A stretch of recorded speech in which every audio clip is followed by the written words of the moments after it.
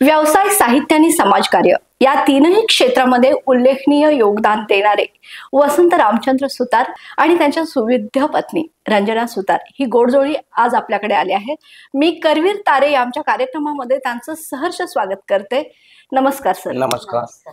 करवीर तारे या आमच्या कार्यक्रमामध्ये तुमचं सहर्ष स्वागत आहे। या दोघांनीही शून्यातून विश्व निर्माण करण्याची कला जोपासली, ती केवळ जोपासली नाही, अनेकांसाठी ती प्रेरणादायी ठरली। आज त्यांच्याकडूनच आपण त्यांच्याविषयी त्यांनी घेतलेले अनुभव त्यांच्याकडून जाणून घेणार आहोत। मी सरांचं स्वागत करते आणि त्यांना थोडक्यात त्यांचा परिचय द्यायला सांगते। सर, काय सांगाल? नमस्कार, मी वसंत रामचंद्र सुतार। माझी जन्मभूमी कणेरी तालुका करवीर, कर्मभूमी गोकुळ शिरगाव आणि कोल्हापूर। अर्थात माझं शिक्षण कोल्हापूर नगरीमध्ये झालं। जन्मगाव कणेरी, पण वडील नोकरीला असल्यामुळे कर्नाटकमध्ये पहिली झालं। परत जन्मगावी परत यायला लागला आणि पहिल्याने दुसरी शिक्षण झालं। त्यानंतर आमचं एकत्र कुटुंब विभागणी झाली आणि आम्ही गोकुळ शिरगावला स्थलांतरित झालो। तिथं दुसरी, तिसरी आणि चौथी शिक्षण झालं। पुढे शिक्षण नसल्यामुळे परत कणेरी 5वी, 6वी, 7वी। त्यानंतर थोरले बंधू ग्रामसेवक चिपरीला असल्यामुळे त्यांच्याकडे गेलो शिक्षणासाठी, पुढील शिक्षणासाठी। तिथं 8वी, 9वी, 10वी शिक्षण झालं। त्या शिक्षणाच्या दरम्यान जैन समाजाच्या रूढी परंपराचा अभ्यास करता आला। मला नमोकार मंत्र येतो। यामध्ये एक छोटीशी अज्ञानपणे झालेली गोष्ट कारणीभूत ठरली आणि 11वीच्या शिक्षणासाठी मला परत माझ्या जन्मगावी यायला लागलं आणि माझं 11वी शिक्षण तिथं झालं। पुढे कोल्हापूरमध्ये PD Gokhale college, FYSYTY new college आणि सायबरला DBM केलं। तर MA अर्थशास्त्र हे शिवाजी विद्यापीठमध्ये केलं। हे करत असताना उदरनिर्वाह राहण्याच्या सोयीसाठी घरगडी म्हणून कामाला सुरुवात केली। त्याच कंपनीत ऑफिस बॉय, क्लर्क आणि ट्रेनिंग मॅनेजर म्हणून या पदापर्यंत भरारी मारली। हे करत असतानाच अकाउंटंटचं प्रमोशन मागणी केली असता कंपनीनं मला बाहेरचा रस्ता दाखवला। ते माझं अज्ञान होतं, कारण माझं शिक्षण BAचं होतं। दुसऱ्या छोट्याशा कंपनीत अकाउंटंट पदी माझी नेमणूक झाली, पण ती नेमणूक नावालाच होती, कारण मला वसुली करणे वगैरे ही कामं मी अकाउंटंट समजत होतो। ते माझं अज्ञान होतं। पुढे परत मालकांना प्रसंग आला, मालकांना माझी गरज लागली म्हणून परत त्या घरी परत आलो। माझ्यावरती संस्कार करणारे, माझ्यावरती प्रेम करणारे ते कुटुंब माझे स्वप्न भरारीचे खरे जनक होते। परत त्यांच्या घरी आल्यानंतर मला ट्रेनिंग मॅनेजर म्हणून घेतलं गेलं आणि त्या घरातच माझे संपूर्ण संस्कार, श्रीमंतीबद्दलचं आकर्षण, व्यवसाय बद्दलची स्वप्न पाहण्यास मी सुरुवात केली। पुढे इतक्यातच माझी शासकीय सेवेत निवड औरंगाबाद निवडणूक झाली आणि कोल्हापूर जिल्हा परिषदला मी कनिष्ठ सहाय्यक म्हणून पदी लागलो। जन्माची भाकरी होती, पण माझं व्यावसायिक मन मला स्वस्थ बसू देत नव्हतं। म्हणून कारण हे संस्कार त्या कुटुंबाचे होते, अर्थात ते ब्राह्मण कुटुंब, हवालदार फॅमिली होती ती, आणि त्या कुटुंबाच्या संस्कार मला स्वस्थ बसू देत नव्हते। मला श्रीमंत व्हायचं आहे ही भावना होती, म्हणून मी IAS होण्याचा पण प्रयत्न केला, पण ती धडपड अयशस्वी झाली। आणि त्या IAS पदाला काय मिळतं तर एक गाडी, कर्मचारी, नोकर चाकर असतात, तर हे मिळवण्यासाठी व्यवसायाशिवाय दुसरा पर्याय नाही, म्हणून मी परत व्यवसायात पडलो।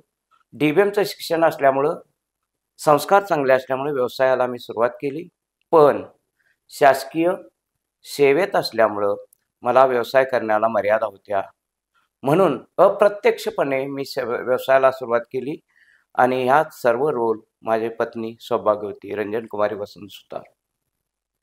1987ला आमचं 13 जून 1987 लग्न झालं। करवीर वाशिनीच्या आशीर्वादानं पत्नी मिळाली, ती लक्ष्मी रूपात। घरी येताच आमचं झोपडपट्टी वजा घरामध्ये ऑफिस सुरू झालं आणि त्यावेळा तिनं कसरत सुरू केली। 10वी पासून पदवीधर पर्यंतचं शिक्षण सासरी केलं आणि व्यवसायाला लागणारे MCEDचं पंतप्रधान योजनेअंतर्गत असणारं शिक्षण पूर्ण केलं. तांत्रिक शिक्षणासाठी ग्राहकांना सेवा देण्याच्या भावनेनं स्वतःहून अभ्यास केला आणि मी सांगल तेच ऐकत गेली, सांगल तेच करत गेली. त्यामुळं कुठलाही वादविवाद न होता व्यवसायाची भरभराट झाली. एकेकाळी झोपडीच वजा ऑफिसमध्ये असणारं आमचं ऑफिस आज आमची कोल्हापूर, मुंबईमध्ये 2-2 शाखा कार्यालय आहेत. गोकुळ शिरगावला कॉर्पोरेट ऑफिस आहे. कागल 5 स्टारला स्वतःची मोठी फॅक्टरी आहे. ती कंपनी प्रायव्हेट लिमिटेड आहे, सेप्सिल मशीन्स प्रायव्हेट लिमिटेड. ह्या व्यवसायामध्ये business servant of Kolhapur he marketing company आहे आणि याची सुरुवात आम्ही पॅकेजिंगपासून सुरुवात केली होती. पण हे करत असताना, व्यवसाय करत असताना सुद्धा इतरांनी व्यावसायिक व्हावं म्हणून ह्या व्यवसायाला उपयुक्त असणारं हे मशीन पेप्सी उद्योगाला पण चालत होतं. म्हणून आम्ही गोकुळ पेप्सी नावाची एक दुसरी फर्म सुरू केली. त्या फर्मनं गोकुळ पेप्सीचं तर नाव कमालीचं लोकप्रिय झालं, कारण आरोग्य परिपूर्ण पेप्सी होती. आम्ही अनेक उद्योजक निर्माण केले. महाराष्ट्रात जवळजवळ 3,500 लोकांना आम्ही उद्योग देऊ शकलो. त्यांना मार्गदर्शन करण्यासाठी आम्ही पुस्तिका लिहिली आणि ह्याचं सेवेचं प्रतीक म्हणून किंवा एक रिटर्न म्हणून आमचा व्यवसाय भरभराटीला गेला. अनेक समाधानी ग्राहकांनीच आमचा प्रचार केला. अनेक प्रसारमाध्यमांनी आमच्या बातम्या प्रसिद्ध केल्या, मग तो प्रिंट मीडिया असेल, डिजिटल मीडिया असेल. आणि ह्यामुळं आमची विकासगंगा इतकी वाढत गेली की बिझनेस सर्व्हंट ऑफ कोल्हापूरचं नाव देश पातळीवर गेलं आणि कोल्हापूरचं, माझी कर्मभूमी कोल्हापूरचं नाव देश पातळीवर गेलं. यामध्ये आम्हाला देश पातळीवर अनेक अवॉर्ड मिळाले. त्यामध्ये परदेश दौरे होते, सुवर्णमुद्रा होती, सन्मानपत्र होतं. अर्थात हे सर्व घडलं आम्हा दोघांच्या कष्टाच्या आणि जिद्दीपुढं. नशिबाला पण झुकावं लागलं. जाणून बुजून नशिबानं पालती केलेली घागर कधी उलटी झाली आणि भरायला लागली हे कदाचित नशिबालाच कळलं नसावं आणि आम्ही उत्तुंग शिखरावरती पोचलो. बिझनेस वाढत गेला. ही आज आमची जी कार्यालय ग्राहक संख्या आहे ती प्रचंड आहे. अनेक समाधानी ग्राहकच आम्हाला ग्राहक देत असतात. व्यवसाय चांगला झाला. अनेक इंजिनियर आमच्याकडे काम करतायत. अनेक कर्मचाऱ्यांना आम्ही रोजगार देऊ शकलो.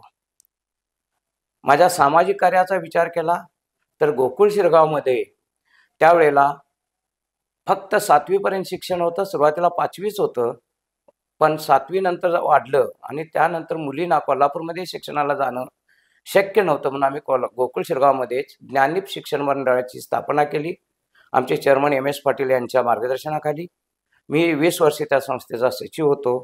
यात भावना होती की मुलींचं शिक्षण झालं पाहिजे आणि मला अभिमान वाटतो आज माझ्या शाळेचे अनेक विद्यार्थी जागतिक लेवलला पण पोचले आहेत. माझाच मुलगा अमेय ह्या शाळेचा, तन्मय ह्याच हायस्कूलचा मुलगा, ही दोघेही उत्तुंग शिखरावरती आहेत. माझा मुलगा अमेय पुण्यामध्ये शिवयूपी सारख्या ठिकाणी शिकला, MTech झाला मेकाट्रॉनिकमध्ये आणि आज DKT कॉलेज कोल्हापूरमध्ये सिनियर प्राध्यापक म्हणून काम करत आहे. तो PhD करतोय. धाकटा मुलगा तन्मय आमच्या व्यवसायाची धुरा इतक्या प्रचंड प्रमाणात वाढवत आहे की पुन्हा मुंबईमध्ये होणारी स्वयंचलित पॅकेजिंग मशीन्स आज आम्ही कोल्हापूरमध्ये करीत आहोत. यासाठी पुण्याला मुंबईला जावं लागत नाही आणि आम्ही विश्वासाने देतो म्हणून आमच्याकडे ग्राहकाचा ओढा संपूर्ण राज्यातून, देशातून येत आहे. याचं आम्हाला समाधान आहे. अर्थात मुलग्याला नीतिमत्तेचे धडे आम्ही पूर्वीच दिलेले आहेत. आम्ही विदाऊट बिलिंग करत नाही. आमचा व्यवहार पारदर्शक असतो. मशीनचे दर फिक्स असतात. प्रत्येक स्तरावरती प्रत्येक कर्मचाऱ्याला आम्ही अधिकार बहाल केलेले आहेत. प्रत्येकजण आपापल्या ठिकाणी आपली कंपनी म्हणून काम करत आहेत आणि हेच आमच्या यशाचं गमक आहे. कौटुंबिक बाबतीत जर म्हणाल तर एक सक्षम स्त्री काय करू शकते याचं हे उदाहरण आहे.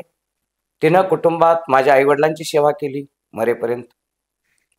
त्यांचे आशीर्वाद लाभले. अर्थात हे सर्व क्रेडिट माझ्या बायकोला जातं. माझ्या मुलांची सेवा, मुलांच्या बाबतीत जर विचार केला तर माझी मुलं सहनशील, कर्तबगार, उच्च विद्याभ्यासित आहेत पण आज्ञाधारक आहेत. त्यांना परिस्थितीची जाण आहे, आई वडिलांच्या सेवेची कदर त्यांना आहे.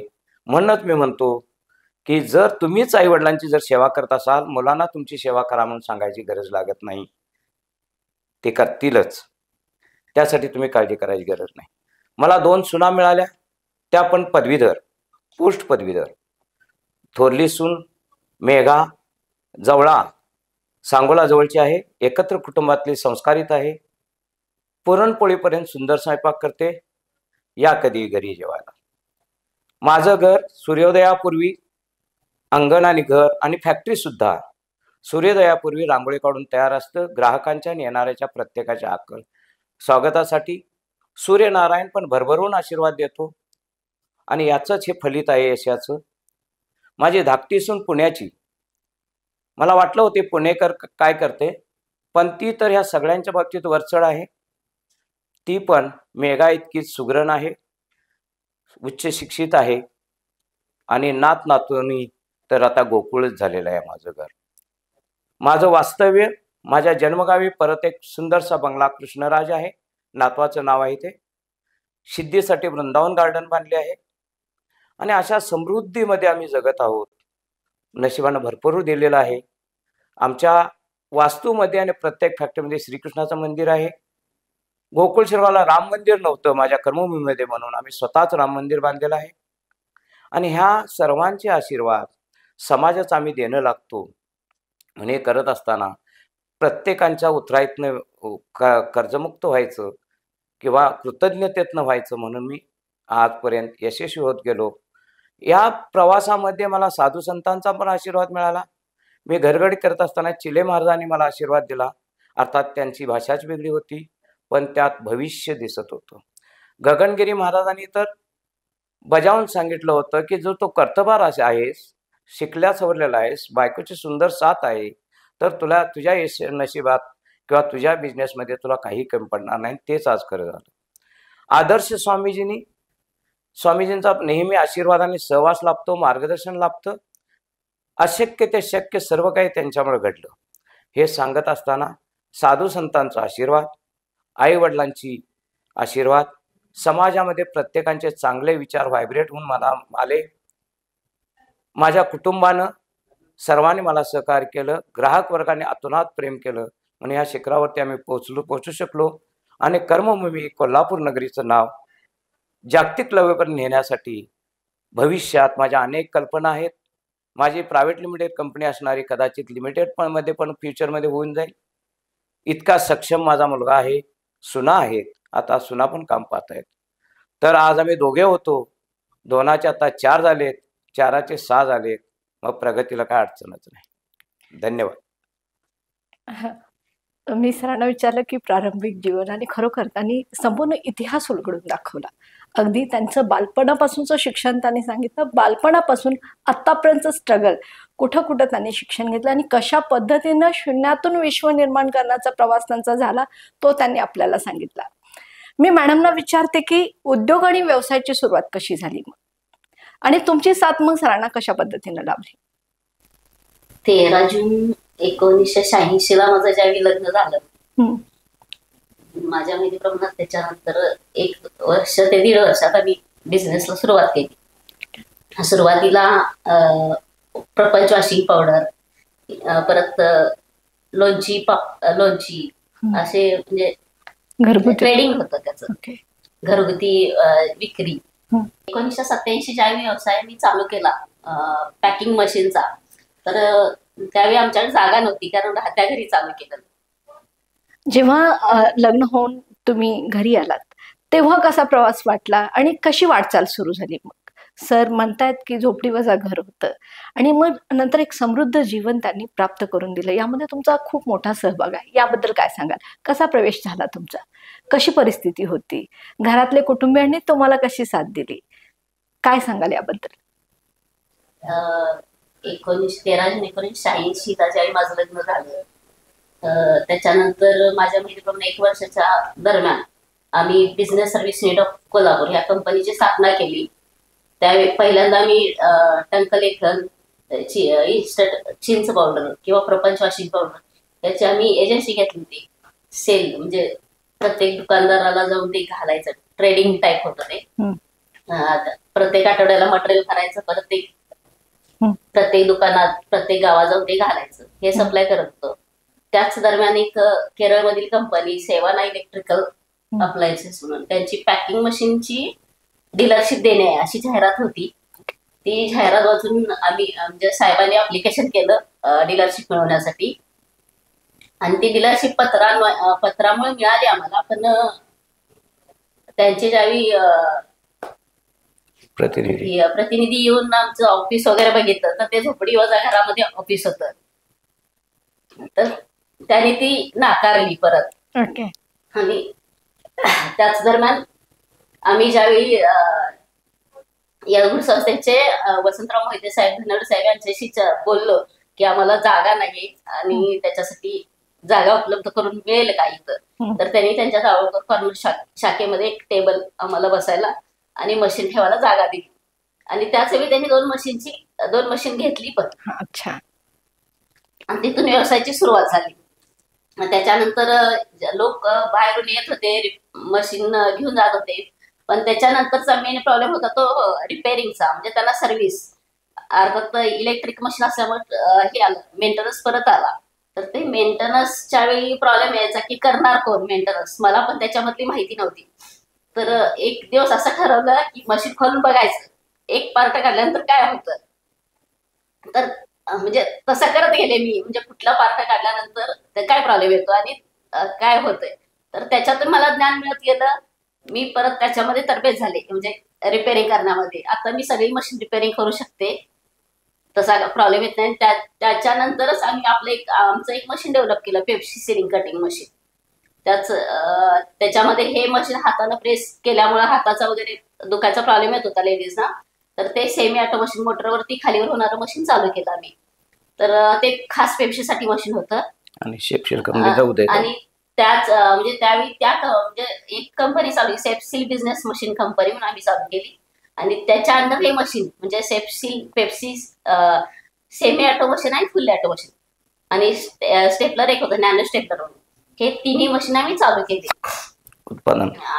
अर्थात आम्ही ज्यावेळी मार्केटमध्ये गेलो ते कस्टमरनी आम्हाला म्हणजे ग्राहकांनी आम्हाला ग्राहक दिले की इथं मशीन घ्या, तुम्हाला सर्व्हिस मिळेल, तुम्हाला रिपेअरिंग व्यवस्थित करून मिळेल. त्यामुळे आमची कंपनी म्हणजे यशस्वी होत गेली. आणि आता मुलांना चालू केले ते त्याच्यामध्ये फुल ऑटो मशीन सगळे म्हणजे जे पुण्या मुंबईला तयार होतात तो स्वतः तयार करतो इथं. ती कंपनी प्रायव्हेट लिमिटेड आहे. आम्ही सर्व डायरेक्टर आहे. आम्ही सगळे डायरेक्टर आहे, सुना मुली दोन, आम्ही 2 जण डायरेक्टर आहे त्या कंपनीत. आणि आहे ते व्यवस्थितरित्या चालू आहे. मॅडमनी सांगितलं की त्यांनी पेप्सीच्या एका छोट्या ह्याच्यापासून सुरुवात केली होती. यासाठी त्यांना जागा देखील नव्हती. जागेचा प्रवास मिटला, पण पुन्हा प्रश्न होता सर्व्हिसिंगचा. तो त्यांनी कशा पद्धतीनं सोडवला हेही आपण ऐकलं. मी सरांच्याकडे वळते. मी सरांना विचारेन की सर, तुमची बरीच पुस्तकं आलं, तुमचं बरंच साहित्य आलं, मी स्वतःही वाचलंय ते साहित्य. तुमचं साहित्य आणि लेखन प्रवास याविषयी काय सांगा? साहित्य आणि लेखनाचा प्रवास माझ्या अपघाताने झाला. 17 मार्च 1917च्या दरम्यान 2017च्या दरम्यान मला एक मोठा ॲक्सिडेंट झाला गोकुळशिरगा या पुणा बेंगलोर हायवेवरती. एक ट्रॅक्टर समोरून टेरिंग तुटलं आणि माझा उजवा पाय खुब्यातनं निघाला आणि मी बेड रिडन झालो आणि आयुष्य इथं थांबलं. सर्व प्रवास थांबतो की काय, आणि सर्व काही माझं बेडवरती होतं. मुलं, संपूर्ण कुटुंब अडचणीत आलं होतं. कारण आम्ही दोघे ह्या प्रवासातल्या वाहनाची 2 चाकं होतो, त्यातलं एक चाक निघून पडून थांबलं होतं. सर्वजणच अडचणीत आले होते. पण माझी इच्छाशक्ती होती आणि ह्यातून बाहेर काढण्यासाठी मी वाचनाला सुरुवात केली. बरेचसे कथा कादंबऱ्या वाचल्या, बरीचशी पौराणिक पुस्तकं वाचली आणि माझं बरीचशी आत्मचरित्र वाचली. आणि हे वाचत असताना माझं मनोबल वाढत गेलं आणि मी स्वतःच पेशंट असून सुद्धा बायकोला धीर दिला की मी परत उभा राहणार. डॉक्टरने सांगितलं होतं की तुम्ही परत उभा राहू शकत नाही, कारण 1 महिन्यात माझा पाय परत निघाला आणि मला अष्टर आधारमध्ये परत हे करावं लागलं. आणि माझा जॉईंट रिप्लेसचं ऑपरेशन मोठं झालं आणि मी बेड रिडन जवळजवळ 6 महिने होते. या 6 महिन्याच्या कालावधीत मला काही करता येत नव्हतं. सर्व काही बेडवर. माझी पत्नी सेवा करत होती. अर्थात पत्नीकडून अशा प्रकारची सेवा मला नको होती, कारण मला सेवा करायला काही माझा एक मान सन्मान होता आणि अशा पद्धतीची सेवा बेडवरती राहून करणं मला मान्य नव्हतं. म्हणून मी एक रात्री असा निर्णय घेतला होता की पेन किलरच्या सर्व गोळ्या खाऊन आयुष्य संपवायचं. बायकोच्या सेवेवरती जगायचं असेल तर जीवनच कशाला पाहिजे, असे एक पुरुषी अहंकार जागा झाला आणि मी तो निर्णय घेतोय. इतक्यात माझा पुतण्या शीतल, ज्याला मी 2 वर्षापासून वाढवला, तो आला आणि त्यानं सांगितलं, काका काय आज चेहरा जरा वेगळा दिसतोय, काय प्रॉब्लेम? तर काय नाही म्हटलं, मला नको वाटतंय जीवन. म्हणजे तुझ्या मनात काय येतंय, काय झालं सांग? तर अरे काकी तुझी सेवा करते आणि एका स्त्रीनं माझ्या अंगाला हात लावणे मला पटत नाही. आता तुझ्यासारख्या कोणी तुला ठीक आहे म्हटलं. मग काका मी करतो ना, तुझी शिसू मी काढतो. आणि त्यानं मला म्हटलं मी दुपारी मी करून बघतो, तुला आवडलं तर बघ. आणि त्यानं माझे बेडरूममधल्या सगळ्या स्वच्छता केल्या आणि मी परत जगायचा निर्णय घेतला. आणि ह्या कुटुंबासाठी आपलं अजून देणं आहे म्हणून मी परत उभा राहिलो आणि मी वाचनाला सुरुवात केली. त्यामध्ये विश्वास पाटलांच्या कादंबऱ्या वाचल्या, अच्युत गोडबोलेंची पुस्तकं वाचली आणि अनेकांची, अल्बर्ट आइन्स्टाईन ह्यांची आत्मचरित्र वाचली. ज्ञानेश्वर मुळेंचं आकाश माती हे आत्मचरित्र वाचलं. परत अब्दुल कलामांचं अग्निपंख वाचलं. आणि सर्व वाचत असताना यामध्ये बऱ्याचशा गोष्टी माझ्या लक्षात आल्या, अरे जीवनात माझ्यापेक्षा दुःखी माणसं किंवा असमर्थ माणसं बरे आहेत, आपण का थांबतोय? आणि मी मग नंतर वाचन करत असताना माझे वाचन इतकं वाढलं की माझ्या त्या कालावधीमध्ये 100 ते 200 पुस्तकं वाचली आणि त्यामध्ये मला परत उभारी मिळाली. आणि हे मी माझं आत्मचरित्र, मी कसा घडलोय, माझ्या मित्रमंडळींना सांगतात. ते म्हटले, अहो वसंतराव, तुम्ही हे सांगता हे मिरॅकल आहे आणि तुम्ही हे आत्मचरित्र स्वरूपात लिहा. आणि माझं आत्मचरित्र लिहिलं गेलं. त्याला अच्युत गोडबोले, विश्वास पाटील यांच्या प्रस्तावना लाभल्या. अदृश्य स्वामीजींनी तर हे आश्चर्यकारक चरित्र आहे असे वर्णन केलं. आणि तुम्ही गंतव्यापर्यंत पोहोचलेला हा प्रवास निश्चितपणे सोपा नव्हता, वळणाचा होता, चढाचा होता, हा तुम्ही पार केलेला आहात. म्हणून त्या पुस्तकामध्ये प्रस्तावना दिली. आणि हे पुस्तक 4 आवृत्ती आज निघालेल्या आहेत, पुनर्मुद्रित पण झालेल्या आहेत. हिंदी, इंग्रजी, मराठीमध्ये याचं भाषांतर झालं. हे करत असताना कॉलेज लाईफमध्ये माझ्या मनात काही प्रेमकथा होत्या. ते करत असताना मला प्रत्येक गोष्टीत माझ्यावरती ज्या निसर्गाच्या शक्तीने उपकार केले त्यांच्यातनं उतराय व्हायची. म्हणून मुंबापुरीत माझं व्यवसाय भरभटत आला. म्हणून मुंबईवरती काय लिहायचं एक स्वप्न होतं. म्हणून प्रेम मुंबापुरी ही प्रेमकथा लिहिली, पण ती ॲक्च्युली प्रेमकथा नाही आहे. ती एक पालक आणि पाल्य ह्यांच्यातली दरी आहे. आणि त्या दरीमध्ये काय घडतं, मुलं पालकांचं ऐकत नाहीत आणि पालक पण अननेसरी त्यांना कंपाऊंड घालण्याचा प्रयत्न करतात आणि मुलं ते कंपाऊंड तोडण्याचा प्रयत्न करतात. पण ते कंपाऊंड तोडत असताना होणारे आघात किंवा होणारे प्रसंग आणि विचित्र जीवनाला मिळणारे वळण ह्या बालकांना माहीत नसतात. म्हणून बाबा तो कंपाऊंड घालून त्यांना सुरक्षित करण्याचा प्रयत्न करत असतो, पण ही तरुण पिढी ते मोडण्याचा प्रयत्न करते आणि याच्यावरती आधारित कथा आहे. त्यानंतर ह्या साहित्यामध्ये आलेलं असताना माझे अनेक मित्रमंडळ, डीलर, कंपनी ही केरळ आणि नॉर्थ आणि साऊथ इंडियाला असल्यामुळं ह्या पुस्तकांचं हिंदी आणि इंग्रजीचं भाषांतर करावं लागलं. अनेक पुस्तकं मागणी असल्यामुळं अनेक पुस्तकं ही साऊथ इंडिया आणि नॉर्थ इंडियाला पाठवली गेली, लोकप्रिय झाली आणि ती मार्गदर्शक ठरली याचा मला सार्थ अभिमान आहे. शिवाय कंपनीच्या पण ऋणातनं मी मुक्त झालो, कारण शेवाना कंपनी केरळची, त्याने आम्हाला एजन्सी दिली झोपडपट्टीसारख्या घरात. आज आमचा व्यवसाय भराभराटीला आला, आमची स्वप्न पूर्ण झाली. याची सर्व श्रेय माझ्या कंपनीचे चेअरमन CP फिलिपॉस, जे केरळियन आहेत. CP फिलिपॉस त्यांनी माझ्यासाठी स्वप्न बघितले होते. Mister Sutar should have nice bungalow to live, nice office to sit and nice car to drive. अशा ह्या आपल्या रक्तातल्या नसलेल्या माणसानं माझ्यासाठी स्वप्न पाहिली आणि ती पूर्ण झाली. आणि एका आमच्या वर्धापन दिन जेव्हा कोल्हापुरात 25वा झाला कंपनीचा रौप्य महोत्सव, तेव्हा त्याने सांगितलं की mister Sutar is a miracle person. There is a no impossible word in the dictionary of mister Sutar. एवढी मोठी हे मिळाली, मला प्रशंसा मिळाली. हे करत असताना त्याच वेळेला माझ्या मातोश्रीचा, आईंचा मी सत्कार आयोजित केला. तिनं हे असलं भव्य दिव्य स्वप्न कधी पाहिलं नव्हतं. तिथली दिव्यता बघून ती मला नशिबानं, वडिलांनी पण माझ्या श्रीमंतीचा उपभोग घेतला. त्यांचा कालावधी कमी होता, पण मातोश्रीनी माझी सगळी शासकीय, माझे स्वतःच्या कॉर्पोरेट ऑफिस, फॅक्टरी, मुंबईची कार्यालय स्वतः नजरेखाली घातली. माझ्या कारमधून याच्यातून फिरली, याचं मला समाधान आहे. अर्थात आम्हाला सर्व काही पाहिजे असताना त्यांचं आयुष्य इतकं सुकर गेलं, त्याला कारण अर्थातच माझ्या पत्नीची सेवा, ती आपले आईवडील म्हणून केली. त्याच्यासाठी मी नेहमी माझ्या मिसेसबद्दल मी कृतज्ञ असतो.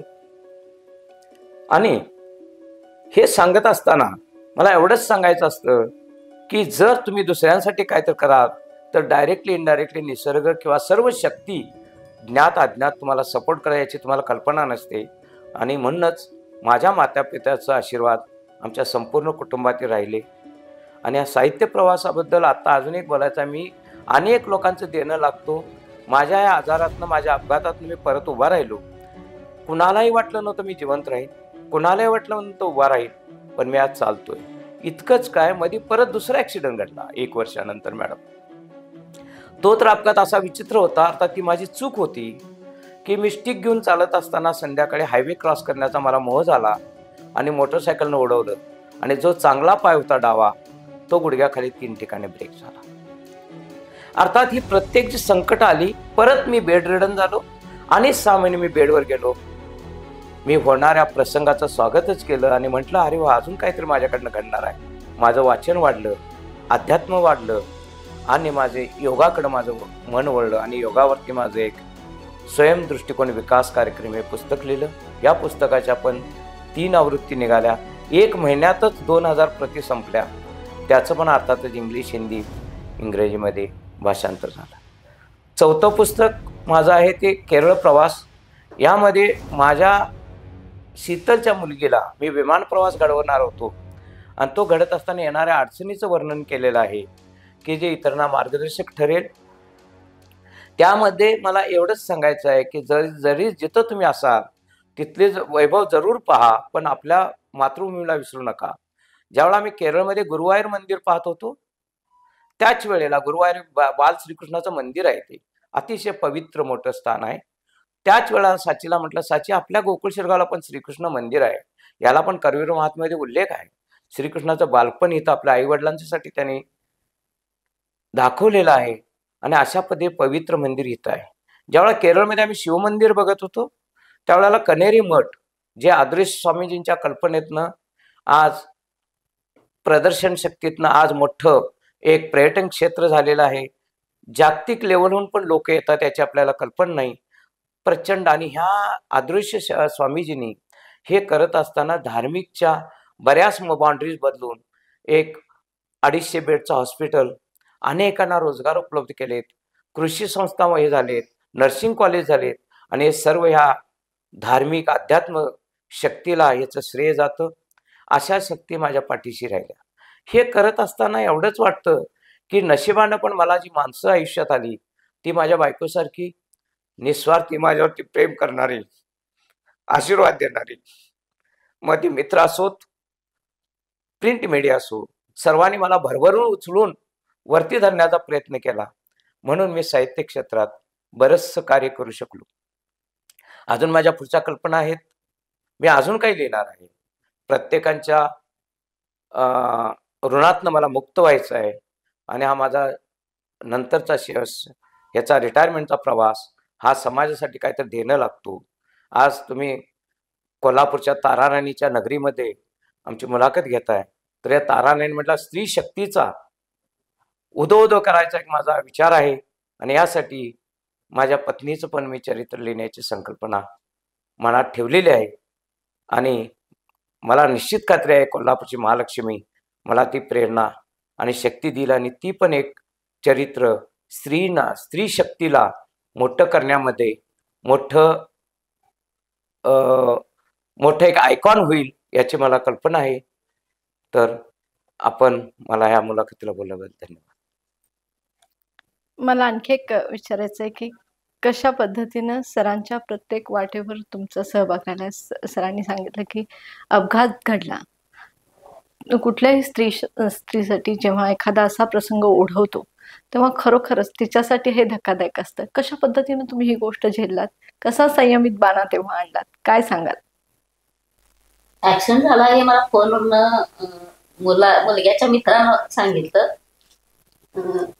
ऍक्सिडेंट झालाय म्हणून. पण ज्यावेळी मी हॉस्पिटलमध्ये पोहोचले म्हणजे खरं स्वरूप त्यावेळी समजलं. फक्त ऍक्सिडेंट झाला एवढंच सांगितलं होतं. काय विचार मनात आले तेव्हा, काय वाटलं? हे म्हणतात एवढं मला हे झालं, पण मला असं वाटलं नाही की मला म्हणजे एवढं त्रास होईल पुढं, असं मला वाटलंच नाही. ऍक्सिडेंट कधी हे होणार, थोडा बहुत त्रास होईल पण ह्यातून आम्ही बाहेर पडू हे मात्र होतं. म्हणजे असं वाटलं नाही की काहीतरी म्हणजे हे होईल, पुढं त्रास होईल किंवा काय होईल, पण ह्यातून आम्ही निवांत म्हणजे व्यवस्थित बाहेर पडू एवढं मात्र होतं. त्याच्यातून बाहेर पडायला बऱ्याच जणांनी मदत केली. तसे घरचेही होते, बाहेरचेही होते, सगळ्यांचे आशीर्वाद होते. एक तर बाहेरचे म्हटलं तर कदम डॉक्टर्स आहेत, त्याचे सगळी पूर्ण फॅमिली आमच्या पाठीशी होती.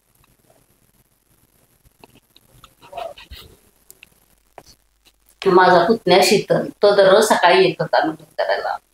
परत मुलं ही घरची सगळी जबाबदारी म्हणजे पार पाडत होती. सेवाना कंपनी चेअरमन फिलिपॉस सर येऊन गेले भेटण्यासाठी. म्हणजे त्यातून आम्ही बाहेर पडलो व्यवस्थित. या संपूर्ण प्रवासात तुम्हाला सर्वात मोठा संघर्ष कोणता वाटला? या संपूर्ण प्रवासात आर्थिक आणि लोकांच्या कुचेष्टा, हा काय करतो व्यवसाय, ह्या होत्या. आपले आपले म्हणणारी माणसंच आपल्याला मागं नावं ठेवत होती याची हे झाले. आणि अपघातात तर संघर्षामध्ये मला माणसं कळली, मला माणसं वाचता आली. जी माझी म्हणत होतो तीच बाजूला झाली आणि जी बाहेरची होती तीच माझ्या समोर उभा राहिली. तुमच्या आयुष्यातील सर्वात पती पत्नी म्हणून एकत्र व्यवसाय करताना कोणते अनुभव आले?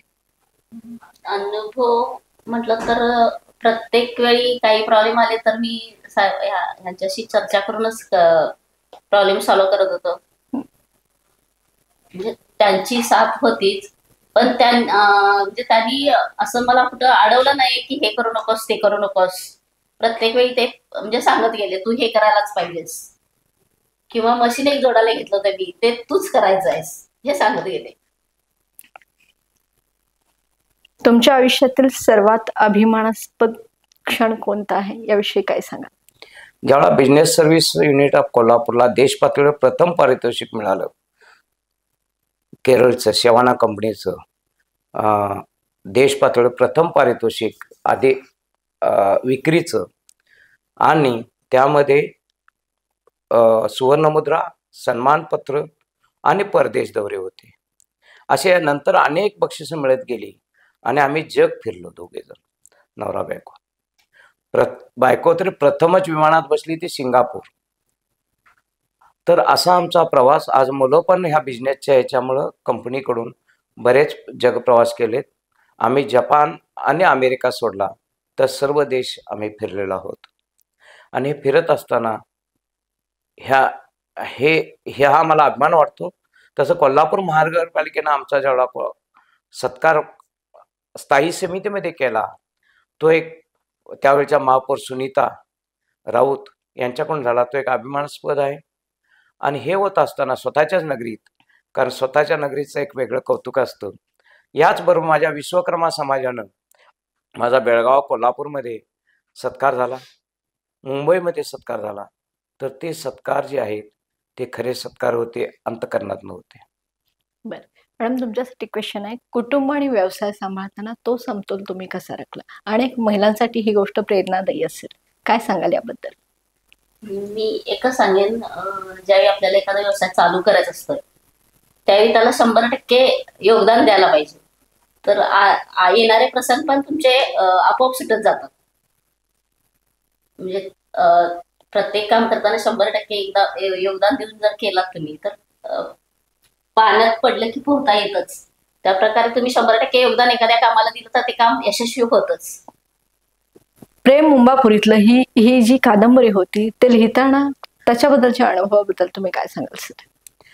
ती कादंबरी लिहित असताना हा एक, जसं मी सांगितलं, पालक आणि पाल्य ह्यांच्या वैचारिक दरीवरती ही कथा आहे. ही नुसतीच प्रेम कथा नाही. तर ही कथा लिहित असताना ह्याचा जे हिरो आहे मिस्टर कृष्णा, तो एका खाजगी कंपनीत काम करत असतो आणि त्यावेळेला मुंबापुरीत जातो. त्यावेळेला तिथले वैभव बघून तो बिथरतो आणि तिथं प्रवास करत असताना त्याचं तो अर्थात ह्या छोट्या शहरातनं जात असल्यामुळे तिथल्या मातीत वाढलेला हा बलदंड असतो, तब्येतीनं दिसायला स्मार्ट असतो, शैक्षणिक दर्जा त्याचा चांगला असतो आणि मॅनेजर पदावर काम करत असल्यामुळे हा भाबडा माणूस सांगतो, नाही मॅडम, मी एका डेलिगेटशी चर्चा करायला आलोय, पण तुम्ही इतक्या सुंदर आहात की मला राहुलने माफ करा म्हणून सांगतो. याचा भोळा भावडा स्वभावावरती ते परत हे होते आणि त्यावेळेला मालकाने याला बजावलेलं असतं की मुंबापुरीमध्ये फसवणारे माणसं जागोजागी फिरत असतात, आपली माहिती त्यांना देऊ नका. पण त्या मुलीच्या प्रेमात हा इतका पडतो की तिला सर्व काय, आपण कोण, कुठले, काय करतो, आपला ॲड्रेस वगैरे पिनकोड नंबर सह तिला देतो आणि कालायतच म्हणण्याप्रमाणे ते सगळे विसरायला प्रयत्न करतो आणि एक दिवसाला पत्र धडकतं येऊन, mister Krishna, I love you. अर्थात आपल्या शेजारची ती इतकी सुंदर मुलगी मला मिळते, माझ्यावरती प्रेम करते म्हटल्यावर खुश होतो आणि ती म्हणते की मिस्टर कृष्णा, तुमच्यासारखा मुलगा अशी मला लग्न करायला आवडेल. इथंपर्यंत हिची मजल जाते. आपले अनेक फोटो पाठवतो, चंद्रताऱ्याचं वर्णन करतो आणि हे करत असताना आपली इतंभूत माहिती तिला देतो आणि आपण पण प्रॉमिस करतो, मी तुझ्याशी प्रेम करतो. अर्थात त्या व्यक्तीला हेच पाहिजे असतं आणि ती शेवटी एक दिवस म्हणते, mister Krishna, I am living abroad. मी एकुलती एक टेक्स्टाईल मिलची मालकीन आहे, मला कोणी वारस नाही, सर्व तुमचं आहे, या आपण लग्न करू. आणि त्या मुलगीच्या शेजारी बसलेल्या मुलगी आपली प्रियशी होते म्हटल्यानंतर आता ती मुंबई त्याची स्वतःची असते आणि तो टॅक्सीवाला म्हणतो, टॅक्सी ह्या ॲड्रेसवर घ्या. त्यावेळेला मिस्टर कृष्णा नवीन नसतो, तो म्हणतो, ही जी निशा पटेल आहे हिचा मी होणारा भावी नवरा आहे, त्याला काय वाटेल टॅक्सीवाला. आणि टॅक्सीवाला विचारतो, अरे निशा पटेल, हाँ वो तो बड़ी हस्ती है साहब, आप कौन है, कुछ सप्लाई के लिए आए हो क्या. तर असं यांचं बोलणं जातं आणि बाहेर गेल्यानंतर तो म्हणतो, साहेब गाड्या अंदर लेना है का बाहेर. कारण आतमध्ये प्रचंड विस्तीर्ण त्यांचा हे असतो, प्रचंड श्रीमंत असते. आणि ज्यावेळेला तो डोअरवरती बेल वाजवतो त्यावेळेला कुरूपबाई बाहेर येते आणि म्हणते, वेलकम मिस्टर कृष्णा. ह्याला वाटतं त्यांच्यातली मोलकरी नसेल, पण त्याला ते मिस्टर कृष्णा म्हणून नाव घेतलेलं आवडत नाही. ती चहा आणते, वरती फॅन चालू असतो आणि हा विचार करतो, माझी निशा पटेल काय करत असेल. ती परत स्त्री येते आणि जवळ बसते आणि म्हणते, हॅलो मिस्टर कृष्णा डार्लिंग, तुमचा प्रवास कसा झाला. जसं तुम्ही माझ्यावरती प्रेम करता तसंच माझं प्रेम आहे, आपण लवकरच विवाहबंधनात होऊन. ह्याला आश्चर्य वाटतं, ही कोण, ह्याला काहीच माहीत नसतं. तेव्हा नाही म्हणतो, माझी निशा पटेल तुम्ही नाही आहे. तर ती वेळा पोलीस स्टेशनला फोन करते. निशा पटेलचीच ऑर्डर असते, मोठी असते. पोलिसांनी पकडून याला तुरुंगात टाकतात. म्हणजे अर्थात केस चालते आणि एका श्रीमंत बाईला आपल्या प्रेमाच्या जाळ्यात एका छोट्या गावात आलेल्या मुलांना फसवल्याबद्दल याला तुरुंगवास होतो. आणि ह्याच्या मनात मात्र की ती मुलगी असते जी शेजारी बसलेली समजून हा पत्रव्यवहार करून तिच्या प्रेम करत असतो. आणि नंतर तिथले जे त्या तुरुंगाचे अधिकारी असतात, कमिशनर, त्यांची मुलगी जेल व जेलमधील कैदी याच्यावरती प्रबंध लिहित असते आणि ते प्रत्येकाची मुलाखत घेत मिस्टर कृष्णाकडे येते. आणि त्यावेळेला मिस्टर कृष्णा म्हटल्यानंतर ते आपल्या डॅडीना सांगते. अर्थात डॅडी कमिशनर सोबतच असतात. डॅडी, हाच तो स्वच्छ मनाचा माणूस ज्याच्यावरती मी प्रेम केलं होतं, तोच हा. आणि त्यावेळेला कमिशनरना कळतं की याची काहीतरी गफलत झाली आणि मग परत केस रिओपन होते. आणि त्यावेळेला निशा पटेल मान्य करते की मला मिळवण्यासाठी मी केलेलं कारस्थान होतं. ज्यावेळेला दोघं बोलत होते त्यावेळेला मिस्टर कृष्णा सांगत असल्या सगळा पत्ता मी ऐकून माझ्या डायरीत नमूद केला आणि त्यांना मी माझ्या प्रेमाच्या जाळ्यात मी पत्रव्यवहाराने अडकत गेले आणि हा बिचारा आपल्या शेजारच्या या मुलगीवरती तो प्रेम करतो, तर तीच माझी प्रियशी समजून माझ्याशी पत्रव्यवहार करतो आणि हा असं पारडं फिरतं. आता हा तो मुंबईला गेलेला असताना पालक आणि ह्याच्यातला जर हे सगळा, त्यावेळेला हा मिस्टर कृष्णा असल्याचा मुलगा जेवढा ह्याला परमिशन मागतो मुंबईला जाण्याचा. आता तो लाडका, तो मिस्टर कृष्णानंतर परत येताना मोठा उद्योजक होतो, त्याला एक मुलगा होता हँडसम याच्यासारखाच, आणि त्यानं कॉलेजमध्ये मुंबापुरीचं वर्णन ऐकलेलं असतं आणि त्यानं अट्टहास केला पप्पांना, पप्पा मला मुंबई पाहिजे. हो, नो इश्यू, आपण सगळे प्रोग्राम कॅन्सल, तुला मुंबई फिरून आणतो. नाही म्हणतो पप्पा, मला एकट्याला मुंबई बघायची आहे. त्यावेळेला कधीही न ओरडणारे मिस्टर कृष्णा त्या मुलावरती ओरडतात आणि सांगतात हे कदापि शक्य नाही, आणि त्या प्रश्नाचं उत्तर हे असतं.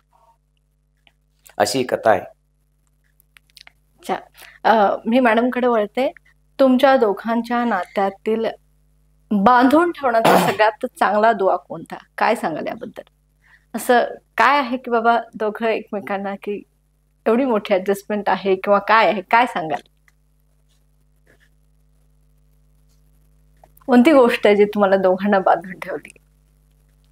एक तर पहिला दोघांच्यावरचा विश्वास एकमेकातला आणि सहनशीलता, ह्याच्यामुळे म्हणजे विश्वासामुळे आम्ही एकत्र बांधून ठेवलं गेलो. आणखीन एक मुद्दा आहे, साहेबांना जास्त बोलायची सवय आहे आणि मला जास्त ऐकायची सवय आहे. हा एक मुद्दा आहे. तर आज वसंत कुमार सुतार सर आणि रंजना कुमारी सुतार मॅडम आज दोघंही आपल्या स्टुडिओमध्ये आले. सरांनी ज्या पद्धतीने सांगितलं की त्यांनी साहित्यकार तर आहेतच, पण शून्यातून विश्व निर्माण केलं, अनेक कष्ट सोसले, अनेक परिस्थितीला सामोरे केले, हार न मानता जीवे जाण्याचे प्रसंग सुद्धा त्यांच्यावर आले, एक मोठा अपघात सुद्धा त्यांनी सहन केला. अर्थात मॅडमच्या सपोर्ट शिवाय हे शक्य नव्हतं. मॅडमनी प्रत्येक गोष्टीत त्यांना सपोर्ट दर्शवला आणि आज शून्यातून विश्व निर्माण करत असताना गोकुळ शिरगावमध्ये आणि अनेक ठिकाणी त्यांच्या स्वतःच्या कंपन्या आहेत. त्यांनी अनेक लोकांना भाकरी देण्याचं काम केलेलं आहे, अनेक लोक घडवण्याचं काम त्यांनी केलेलं आहे, त्यांना अर्थार्जन देण्याचं काम केलेलं आहे. ते दोघं आपल्यासाठी, आपल्या सर्वांसाठी एक प्रेरणा आहेत. मी त्यांचं पुन्हा एकदा तारा न्यूजच्या स्टुडिओमध्ये आभार मानते आणि करवीर तारे या आमच्या कार्यक्रमात ते सहभागी झाले त्याबद्दल त्यांना धन्यवाद देते. धन्यवाद सर. धन्यवाद.